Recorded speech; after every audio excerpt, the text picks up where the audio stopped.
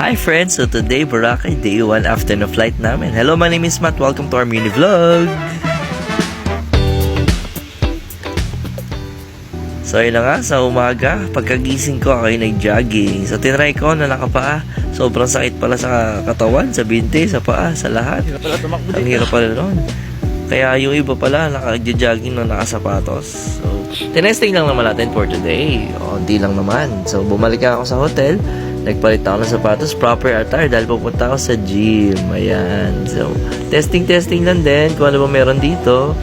So, ang winarot ko yung upper body, chest, shoulder, bicep.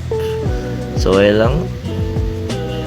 Testing ng mga dumbbell. Tapos, umulan siya. Pupunta kami niyan sa breakfast. So, merong breakfast buffet. Pupunta kami dito. Siyempre, ang kukunin ko yung maraming protein. So, lahat ng types ng itlog, kinuha ko. Tapos, ayan, mga karne, mga meat. Yan. Tapos, hinuli ko na yung mga fruits, tsaka mga, ano tawag dito? Yung iba pa, mga healthy. Siyempre, sinulit ko na yung kape. Sobrang sarap. Sa pag uwi, dyan sa aming room, nag-tsa ako. Nag-tea. Siyempre, para pamababa ng ating mga kinain. So, after nun, kami, outfit check. Tapos, punta kami beach. Testingin namin, medyo malumot for today. Nawala na rin yung ambon. Medyo mainit na rin. Pero cloudy pa rin. So ayan, nag-walking lang kami kung saan kami mapadpad. Wala kami talagang plano dito. Dahil gusto lang namin mag-chill. Ayan. Gusto namin explore mga bagay-bagay.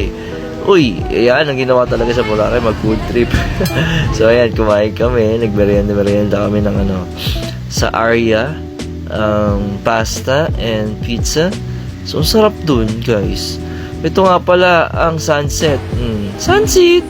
Kasi sobrang singkit, diba, ng sunset. So, wala akong magawa. Nag-basketball na lang ako dito. So, hindi ko nakuha. Naka 18 points ako, tsaka 19 points. Hindi pa nakuha yung 20 points na yan. Ito, nag-swimming ako sa pool. Ayan, wala, ang ganda ng ng likod ko. Pogi, yan, Tapos, ito, medyo malumot to.